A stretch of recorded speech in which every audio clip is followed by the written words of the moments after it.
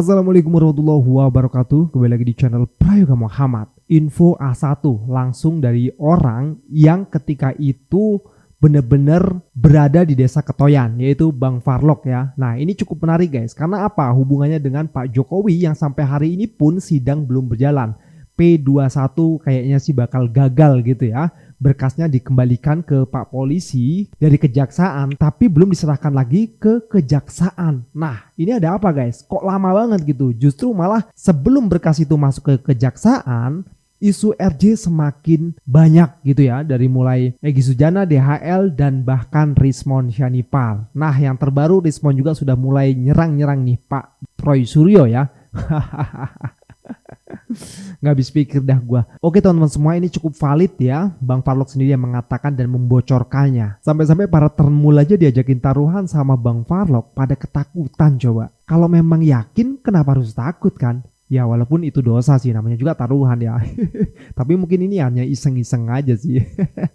Adalah sebenarnya kalau persidangan CLS kemarin, dua saksi yang dihadirkan oleh pihak Jokowi sebagai teman KKN Jokowi tidak terbongkar kebohongannya, tidak terbongkar kesalahan dalam membuat keterangan, karena itu juga silakan cek nama Richard dan Yohana itu juga ada di Barreskrim sebagai saksi yang nanti akan diajukan ke pengadilan.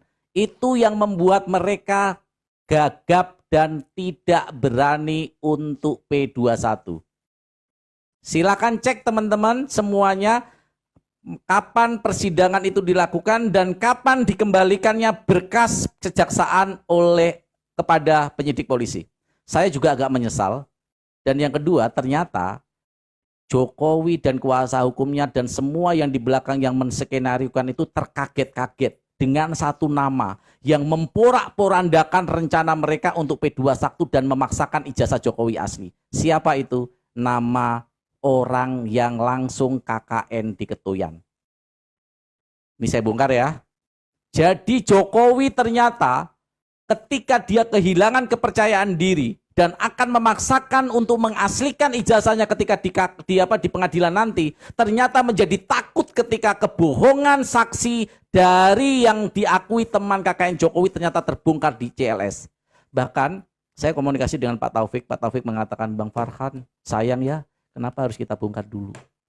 Padahal kalau nggak kita bongkar, kita buka di pengadilan yang akan dilakukan Jokowi, kita akan menang. Kenapa? Mereka bisa mengelak dan melakukan sebuah bantahan terhadap yang dimiliki oleh Roy Suryo karena itu bersifat penelitian. Tetapi bukti yang saya punya dan saya buktikan kemarin ketika kesaksian di CLS Surakarta, ternyata itu tidak bisa dibantah. Kenapa? Karena itu bukti faktual. Bukti faktual tidak bisa dibantah. Coba bayangkan, ketika sidang itu dimulai, ucuk-ucuk datang orang yang KKN di Ketoyan dan membuat ada fotonya, ada videonya, dan dia adalah orang yang menjadi koordinator KKN di Ketoyan. Ada yang mau bisa bantah dari pihak Jokowi? Saya sedikit ya. Jadi setelah munculnya dan viralnya nama yang orang KKN di Ketoyan dan terviralkan oleh media itu, Jokowi sudah tidak ada keberanian untuk membawa kasus ini ke pengadilan. Makanya saya berani taruhan dengan siapa namanya Bayangan Semu. Saya juga taruhan dengan siapa namanya DM. Tapi sekarang sayang, nggak tahu Bu DM kenapa nggak balas WA saya. Karena tanggal 26 dia akan kalah 5 juta sama saya. Jadi tanggal 5 saya menang 5 juta rupiah. Karena apa? Dia mengatakan dengan sangat yakin sebelum tanggal 26 akan P21. Ya, jadi itu teman-teman, yakinlah Jokowi tidak pernah punya keberanian untuk membawa kasus ini dan pihak kepolisian untuk ke pengadilan. Kenapa? Karena ketika muncul orang yang KKN di Ketoyan yang ternyata masih hidup karena itu di luar jangkauan mereka, ya, itu akan membuyarkan semua strategi. Ya, dengarkan ya, karena kadang-kadang live saya dipantau oleh orang-orangnya Jokowi. Ya, jadi sekarang kita hanya membuat sebuah gerakan untuk menunggu dan mendorong. Aneh kan? Ini keajaiban ke-8 dunia yang terjadi di Indonesia. Pelapor malah mendesak yang dilaporkan dan sudah menjadi tersangka untuk berdamai. Ini keajaiban dunia. Itu keajaiban dunia yang belum pernah terjadi di negeri di seluruh dunia. Pelapor melaporkan orang sudah menjadi tersangka, bukannya langsung dibawa ke pengadilan, malah damai sama gua yuk. Kalau kalian punya sedikit aja rasa logika kalian, otak kalian ada isinya, kalian pasti akan berpikir sama seperti saya. Oh iya ya, kok kenapa nggak segera dibawa ke P21 ya? Harusnya seperti itu. Ya. Itu ya, terima kasih ya teman-teman semuanya dan semua pendukung Jokowi. Saya tidak membenci kalian. Tetapi ayo jujurlah kepada diri kalian sendiri. Jujurlah kepada diri kalian sendiri. Jujurlah apa yang memang menjadi menjadi realita yang terjadi, dan gunakan nalar kita, bukan gunakan fanatisme buta kita, ya. Apalagi ada orang yang merasa pinter gitu, lebih pinter dari profesor gitu, tapi kosong, live-nya cuma 3 orang 4 orang. Saya ketawa kadang-kadang ketika saya melihat gitu live dia itu lewat itu 3 orang 4 orang ngoceh sendirian gitu. Saya nggak perlu sebut akunnya, tetapi luar biasa memang. PD-nya luar biasa, NPD-nya udah kelas berat. Live paling banyak 8 orang, 6 orang yang menghujat dia, 8 orang, 6 orang menghujat dia, bayangin tuh. Masih pede lagi dan merasa paling pinter lagi. Ampun, bener-bener. Dunia ini kadang-kadang penuh orang gila memang. Teman-teman, saya akhiri dan saya mohon maaf jika ada kata-kata yang salah. Dan semoga kita terus berjuang bersama-sama, saling menguatkan. Pasti ada ancaman-ancaman yang kita terima jika kita berjuang di jalan ini. Terus kita berjuang bersama-sama, dan sekali lagi saya ucapkan terima kasih kepada kalian. Komal ini nggak ada apa-apanya. Sekali lagi selalu saya katakan, Komal ini nggak ada apa-apanya. Saya mengutip apa yang dikatakan Imam Syafi'i. Sebuah kebenaran jika disuarakan di tengah hutan tanpa ada yang mendengarkan dan menyampaikan, maka kebenaran itu bagaikan menabur gula di lautan luas, tidak ada rasanya. Tetapi jika sebuah kebenaran itu ada yang mendengarkan, ada yang mengambil hikmah, ada yang menyampaikan kembali dan menyalurkan terus-menerus, maka kebenaran itu adalah bagaikan telaga di siang hari atau di telaga di terik hari. Terima kasih semuanya, teman-teman semuanya. Dan yuk kita berjuang bersama-sama. Ingatkan saya jika ada yang salah, ingatkan, kita saling mengingatkan, kita saling menguatkan. Teruslah apa yang kita lakukan ini adalah demi kebaikan bangsa dan negara kita. Saya akhiri teman-teman. Wabil taufik wal hidayah. Wassalamualaikum warahmatullahi wabarakatuh. Ternyata itu yang terjadi guys, sehingga Pak Jokowi ketakutan untuk masuk ke persidangan. Makanya belum P21 sampai hari ini kan. Udah lama banget, udah lebih dari waktu yang ditentukan, yang katanya itu 14 hari. Nah ini udah lebih guys. Ini gimana nih? Makanya Bung Refli Harun dan teman-teman untuk memberhentikan ini semua demi hukum katanya ya. Nah apa yang dikatakan oleh Bang Falok ini masuk akal, dan tentu ini membuat pihak-pihak yang membela dari sebelah sana juga ketakutan guys. Karena kan ini kan bener-bener fakta lapangan gitu ya, nggak mungkin bisa dipungkiri lagi, nggak mungkin lagi bisa ditolak lagi gitu. Wah, bener-bener gila ya. Coba bayangkan sesuatu yang simpel jadi ribetnya kayak gini. Kita lanjut. Ini kan so easy, mudah sekali kasus ini untuk diselesaikan. Ijazah yang sokol ya saya bilang kan. Paham kan arti sokol? Yang katanya ya kan. Ijazah yang katanya sokol asli itu sudah ditunjukkan oleh Polda Metro Jaya pada tanggal 15 Desember 2025. Ya. Oke, nanti Rasman akan mengatakan, nggak bisa, nggak ada kewajiban untuk menunjukkan. Enggak, kita ingin menyelesaikan masalah ini kalau mau one for all. Tidak menersangkakan orang dan lain sebagainya. Itu saja yang ditunjukkan ke publik secara terbuka, secara transparan, berdasarkan kaidah good governance, clean government. Mempersilahkan orang untuk mengujinya, dunia dan akhirat. Ya kan? Mau di Indonesia boleh, mau di luar negeri boleh. Karena begini, ciri-ciri ya, seseorang yang memiliki dokumen asli itu adalah, dia tenang saja kok, nggak akan ribut. Gak mungkin dia mengatakan, mana dokumen Anda asli atau tidak? Sewa lawyer. Dokumen Anda asli atau tidak? Sewa buzzer.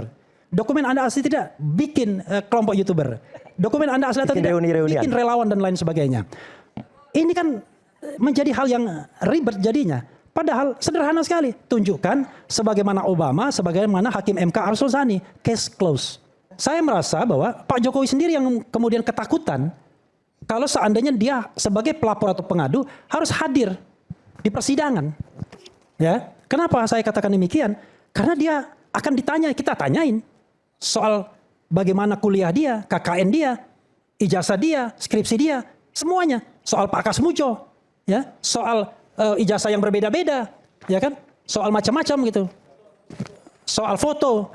Foto ini ya, Aiman ya, itu sudah diteliti, tidak ada yang mengatakan ya, ini fotonya foto yang sama dengan yang menjadi presiden. Kemudian kemarin saya lihat juga ada yang menulis soal foto di SMA. Kalau dipakai sebuah aplikasi tertentu, 5 tahun kemudian setelah tamat beda banget dia mukanya. Nah, ini kan ilmiah gitu loh, bukan insinuatif, tapi ilmiah. Beda lah sama yang tadi ya kan. Nah, karena itu karena itu menurut saya kekhawatiran itulah yang kemudian membuat ini tidak naik-naik. Dan sebab itu hanya merupakan bagian yang sangat kecil dari analisis yang mengatakan kalau ijazah itu tadinya memang 99,9% palsu, sama dia mau diubah jadi seolah-olah asli. Dan jelas tadi saya sampaikan, ya kalau preparatnya sama, kalau alat buktinya sama, kemudian hanya menggunakan perubahan metode atau apa, nggak mungkin. Itu akan berubah apalagi menjadi membalik dari 11.000 triliun persen palsu menjadi asli. Itu kan nggak mungkin. 22 triliun. Makanya barangnya sama kemudian dibalik ya. Itu jelas nggak mungkin. Kecuali, nah ini tadi yang saya bilang ya. Kecuali dia dalam sebuah situasi khusus sebelum tanggal 11 Maret tiba-tiba diundang oleh Polda Metro dan Polda Metro mengaku iya kami undang Respon untuk memeriksa. Lah itu berarti kan ada perlakuan sangat istimewa VVIP ya terhadap yang awalnya statusnya tersangka kemudian diperbolehkan meriksa kemudian diperbolehkan analisis. Lah itu harusnya kami protes keras karena harusnya semuanya juga dapat kesamaan sama bahkan mengundang para ahli yang lain. Jadi itu jelas ya. Jadi itu hal yang tidak mungkin untuk mengubah analisis apalagi dia pakai analisis vokal dan lain sebagainya. Udahlah nggak usah sok ngomong fotografi. Ya gitu, itu nggak ada hubungannya sama sekali. Dian Sandi itu modelnya pakai kamera handphone yang nggak ada vokal lag-nya. Ya. Nah, tapi yang penting adalah yang kedua. Dia menyebut soal kontribusi 50 halaman di buku Jokowi White Paper. Teman-teman coba deh baca buku Jokowi White Paper atau lihat aja. Meskipun itu hanya paling singkat, betul memang paling singkat saya kontribusinya. Tapi itu adalah summary atau merupakan rangkuman dari semua keseluruhan yang awalnya kami tulis menjadi dalam buku Jokowi White Paper. Coba sekarang urutan bukunya dibalik. Ya, 400 halaman respon dulu di depan. Boncos nggak orang baca. Ya, kemudian baru di belakang. Pasti nanti yang kebaca malah belakangnya doang. Ya gitu, nggak akan ada yang baca depannya. Nah jadi sebenarnya itulah pentingnya bagaimana mengantarkan orang supaya tertarik baca itu baru kemudian detailnya di mana detailnya ada di halaman respon. Terus kalau dia mengatakan saya mengirimkan pakai iya awalnya memang begitu. Awalnya itu saya kirim pakai WA. Karena apa? Karena awalnya memang gampang saya biasanya menuliskannya memang di handphone. Saya nulis artikelnya itu semuanya di handphone supaya bisa dijalan-jalan di mana. Nah yang kedua adalah coba kalau bisakah bayangan kita seorang merangkum katanya dia yang jadi maaf nih bahasanya saya ulangi dia menjadi babu ya babu dari saya dan Dr. Tifa, dia yang kemudian merangkai semuanya. Gambar-gambar itu asalnya dari mana? Ya, sebagai ilustrasi buku itu. Misalnya gambar film Cintaku di Kampus Biru. Buku tentang gambar di buku itu tentang proses sidangnya Gus Nur. Terus proses ketika saya lakukan analisis. Semua dari saya. Dan kalau kemudian itu dimasukkan dalam BA kan memang nggak bisa. Jadi berikutnya memang saya layout dengan Word. Dan itu ada semuanya. Jadi kalau itu misalnya dia menambahkan dia mencari ya kan nggak mungkin riset saya kok kemudian tapi sudahlah mohon nggak usah kemudian membuat sesuatu yang membalik-balik dan menurut saya memelas dan melata kayak gitu ya gitu.